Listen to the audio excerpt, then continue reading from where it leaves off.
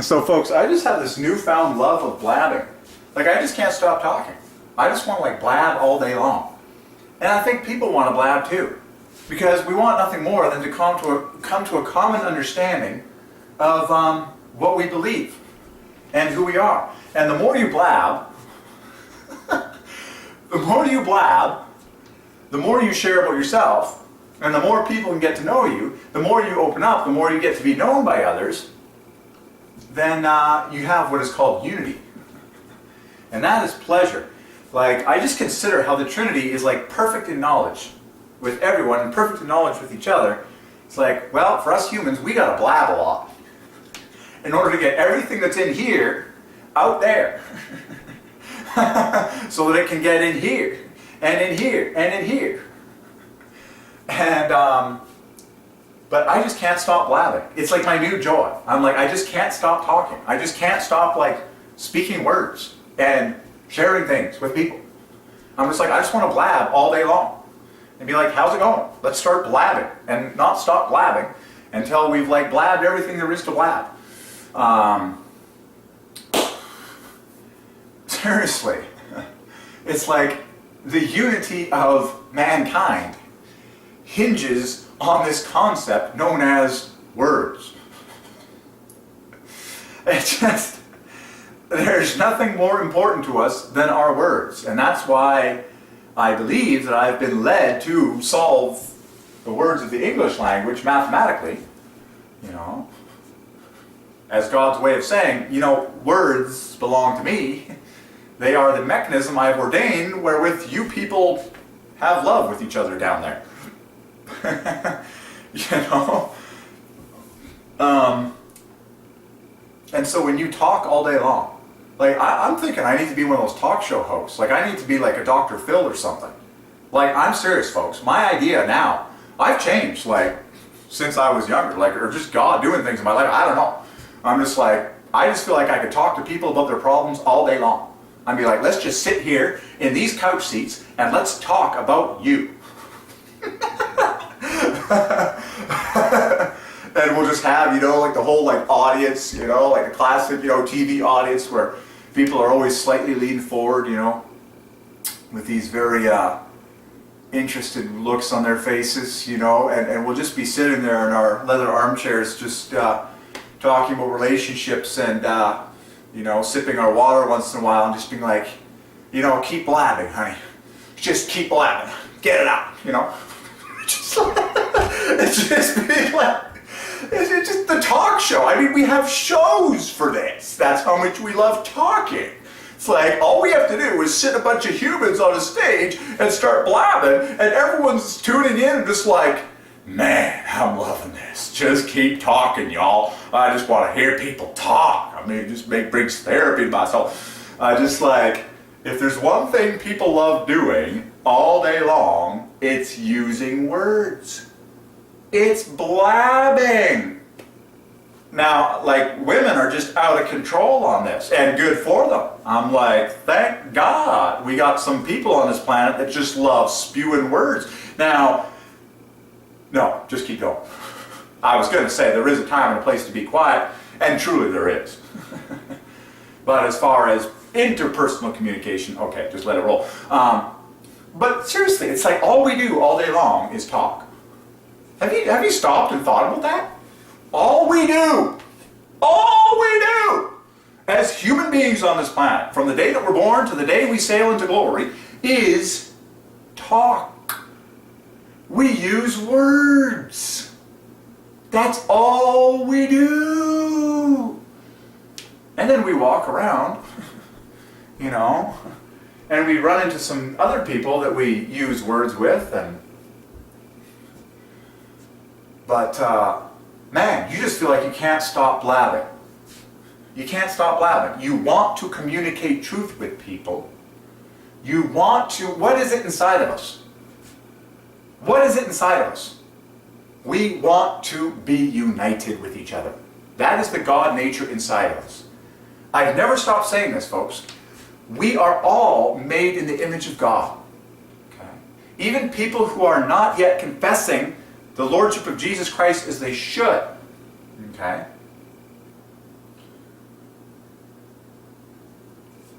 have a desire inside of them to be united with other human beings.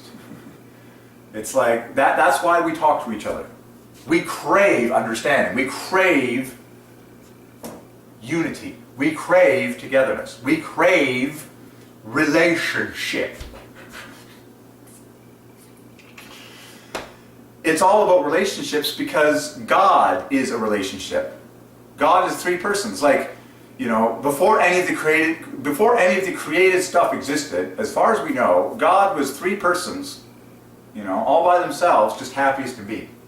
So that tells me, like, and He is love. So that tells me right away that relationships, intimate relationships, are actually what we as human beings want the most.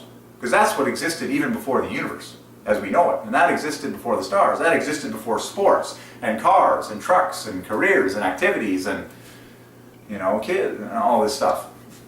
Okay? So, we were born to talk.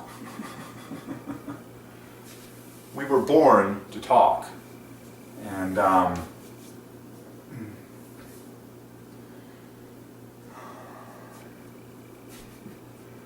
so I can't stop talking. And I can't stand, you know, being in a job where it's like I don't get to talk. I'm like, this is really unsatisfying. This is really unsatisfying.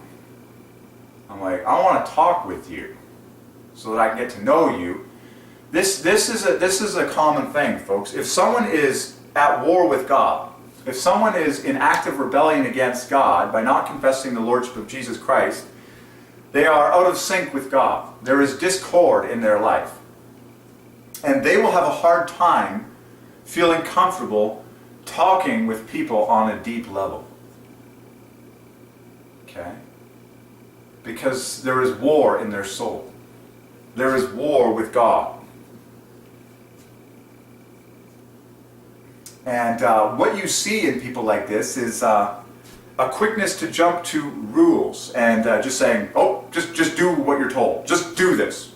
I don't have time to talk. Just do this, and I just need to do this, and I'm just going to keep doing this, and you do that, and that's what I said. But they are incapable of deep relationships because they don't want to go there. Because as soon as they go deep, they know that they are disconnected from God at the soul level. That needs to get healed before people can actually have deep relationships with each other. You cannot have deep relationships with other human beings until you have a right relationship with God through Jesus Christ. It is impossible. Okay?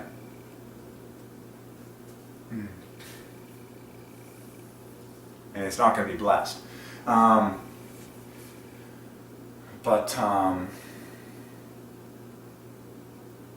particularly would like to see people, healed in their understanding of this universe. Because there's wild banter that is meaningless. Most of Shakespeare's stuff I would classify as that. It's like, man, this guy was just throwing words like in all sorts of random ways that, you know, made him feel like he knew what he was doing, and people that read it are like, this is undecipherable nonsense. It's like, no, you should actually speak intelligent words when you talk.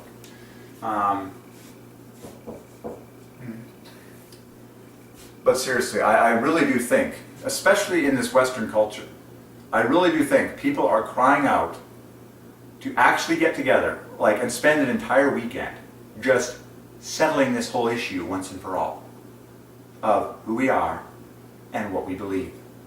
Like, I just feel like everyone everywhere in this fast-paced, psycho-driven culture is aching to open up, and is aching to get a voice, and is aching to actually talk about questions that mean something to them and things that matter.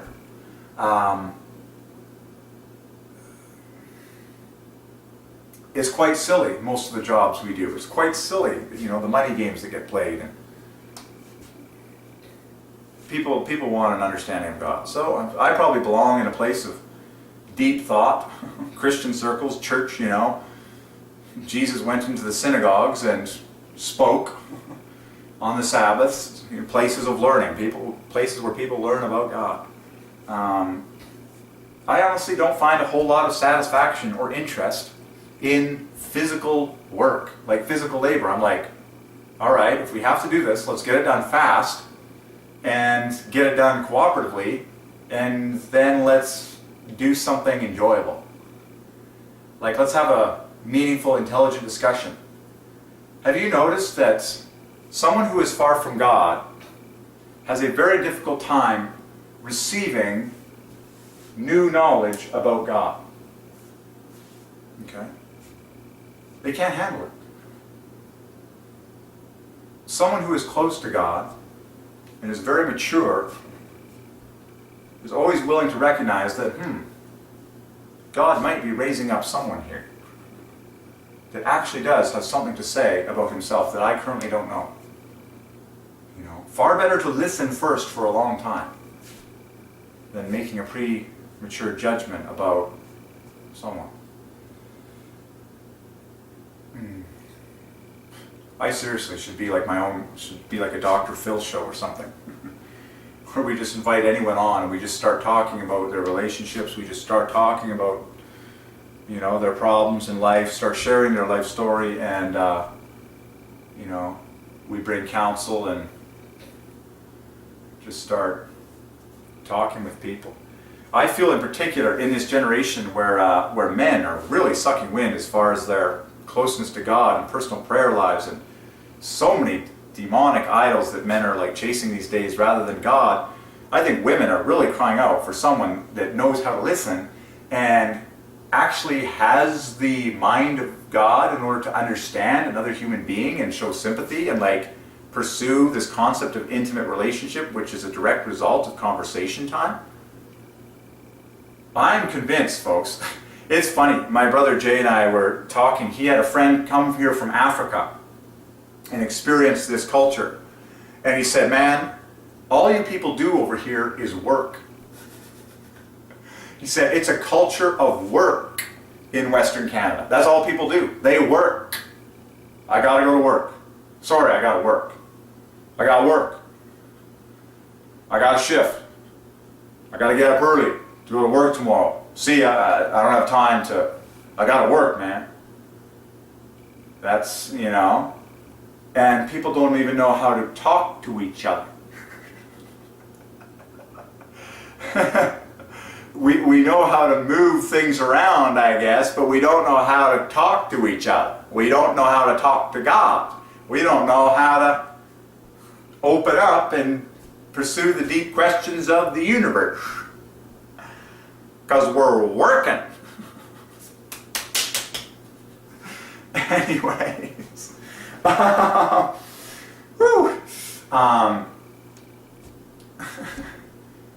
Seriously, I honestly wish we could like gather the human race in a giant stadium and just start like asking, coming to terms, why do people run away from questions about God? I don't know why. Why do people run away? Why would you run away from the most... I was saying to myself this morning, if you can't go to the deepest places of knowledge with God, if you can't go somewhere, then you're kind of copping out, aren't you? If you can't ask the deepest, hardest question about God and get your satisfaction met in that place, then you're probably just copping out. If you can go there in righteousness, in your pursuit of truth and insistence on the greatness of God, if you can go there, you need to go there. I just feel like there's so many people that stay away from deep things. And man, that's terrible. If you don't have an answer for your deepest, hardest questions, that will plague you. Okay? Go there until you find what you're looking for. Go there until you get your answers. Okay? God will speak to you. He will reveal truth to you. You will get your satisfaction, and you can get it directly from God. Because He likes you and He knows you.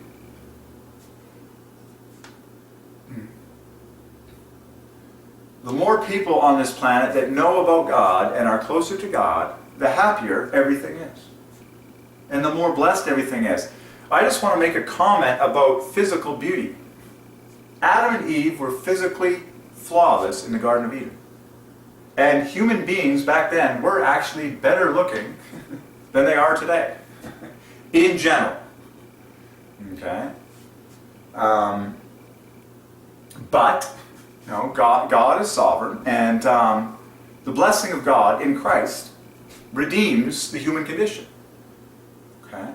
But read the story about Job. It says Job had daughters, 3 daughters, that were more beautiful than everyone else in the world. Because, why? Because he was favored by God. He was on the right track with God. He was liked by God. He was obeying God. He was favored by God. Okay? And God gave him exceptionally beautiful daughters that he got to look at, and they got to look at each other, and the world got to look at them, and it was a blessing as a result of Job's character. I'm telling you, it's just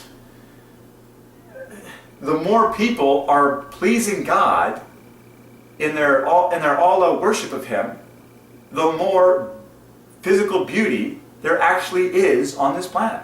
And that's a boost to my happiness. If I go out into the world and there's a lot of beautiful people around, that's a boost to my happiness, it's a boost to their happiness, it's a boost to everyone's happiness. It's like, that's just an obvious thing that God is able to do. You know?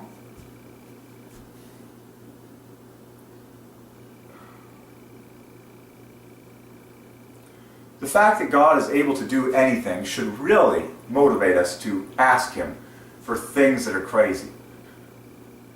We really should delight ourselves in asking God for crazy things. You know? Because He's God. Here's an analogy. You wouldn't ask Michael Jordan to slam dunk a basketball on a 3-foot net. He wouldn't even listen to your request. But if you asked Michael Jordan in his prime to pull a massive dunk on a 10-foot net while jumping from behind the free throw line, he'll say, yes. Maybe that's what we need to start doing with God. We need to ask God for things that are God-sized. Things that are big enough for God to say, finally, you understand how good I am. Finally, you understand how capable I am. Finally, you understand that I can jump from the free-throw line and perform a massive slam dunk like you've never seen in your life. Finally, you understand that I'm good, and you're asking me for the right size of things. Now, maybe I'll actually do them. I don't wonder if perhaps the reason we don't get hardly any answers to prayers is because we're not asking for God-sized things.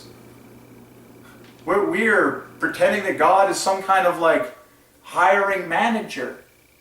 Oh God, could you please provide me with a meager job in my town that will just barely pay the food bills for me? I'm just saying, why don't we ask God for far bigger things that would seem more difficult?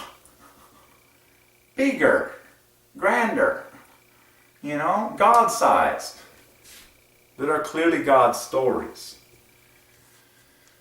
That's what I want to do. Okay? I mean, any person throughout history, whether Christian or non-Christian, that wanted a God, wanted someone that was all-powerful, that could do things on their behalf that was beyond their own natural ability.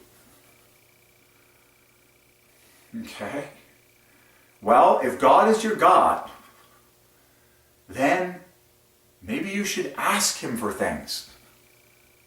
It's like, that's what the human soul has done and longed for from the dawn of Eden. I call upon my God because I need help. I want help. I need some supernatural power. I need some muscle that I don't have. Perfect. That's what a God is. A God is someone who helps out people that are incapable.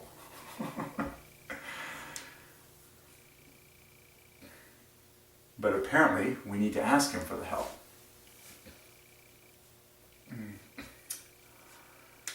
Oh, man. So, the Blabberfest. I love hanging out with people like crazy in a one-on-one context where I get to contribute greatly to the conversation. Or something like this where I just get to spew my mind in a river.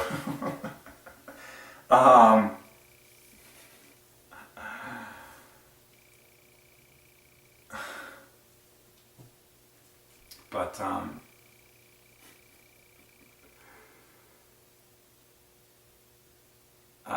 the more people get united in their beliefs, the happier everyone can be. Because now we're not at discord with each other. Sweet, you believe the same thing I do. Great. Now we can be close friends. Okay? Alright, so, yeah.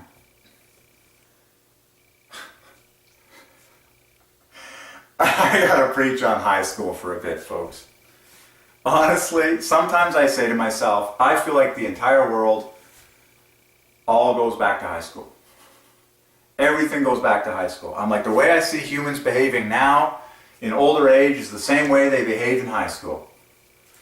Peer pressure. Will I fit in if I do this or say this or believe this? Will I be liked? Will I be an outcast? Will I be rejected? Will the pretty girls like me? Will the cool kids like, we are pretty basic at our basic level. Like, we really do want to be loved. We actually really do. We want to be loved and we want to be respected, as we all should be. We're all made in the image of God. We're all very expensive. We all should be absolutely treated with love and respect. The problem is, when certain people believe that we descended from amoebas and that we're nothing more than bouncing piles of atoms, which is nonsense, they have a pathetically low self-esteem, and they look at other human beings with a pathetically low esteem, and so, what happens? Well, they treat themselves and they treat other people with unroyal esteem. See that? And it's all based on lies that they have believed up here on who mankind is. Okay? And how expensive a human soul is and how an individual human soul is supposed to be treated. Okay? But I just keep saying so much comes back to high school. It's like all the girls still want the attention. All the guys still want to be able to bust a move on the sport court. Everyone still wants to show off once in a while.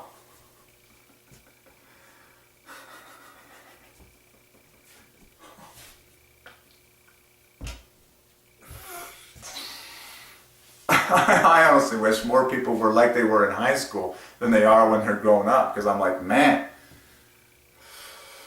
people have more sense of humor. But what is man doing these days?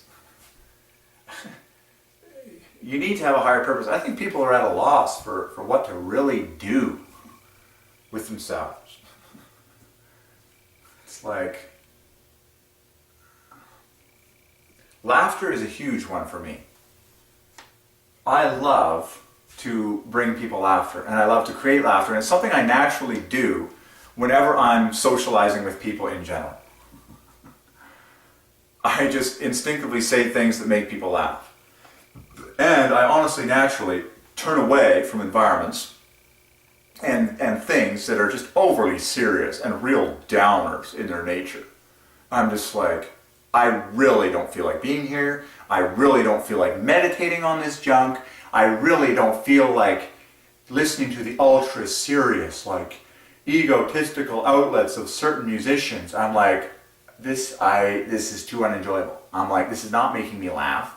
This is really egotistical, and this is really like just depressing. I'm like, I like to make people laugh. You know? It's just, there's this dichotomy in like, you know, sometimes I wonder, you know how we read the Bible? And all the very serious things are in the Bible. But you have to understand that all the people that we read about in the Bible laughed just as much as we did. But for some strange reason, they didn't feel the need to record their laughter sessions and their social sessions and their partying sessions in the Bible. Either that or the people that put together what we now have as the Holy Bible decided that, you know, we shouldn't bother, you know, putting in these stories of gayest laughter and celebration that human beings were having the whole time as a part of God. You know, it talks about the feasts, you know, the feasts of Israel. Okay? It's obvious what was happening at those feasts. We read about it and it sounds very serious the way it's written down. The feasts of the Bible. It's like, oh man, we're just going to go to the feast, we're going to do what we're supposed to do, it's going to be very, you know, like ritualistic, we're going to eat, man, no one's going to laugh. We're going to say all the right prayers. It's going to be like, man, this is the feast of the Bible, man. Like, no one's going to laugh here. But if you zoom back in time, there was laughter galore. There was gaiety galore. There was wine galore. There was even silliness. Okay? Wouldn't you love to have a video of Jesus laughing? Because Jesus surely did laugh. I would love to have a video of Jesus laughing. That would heal a huge section of the world. Okay? 5 minutes. You know.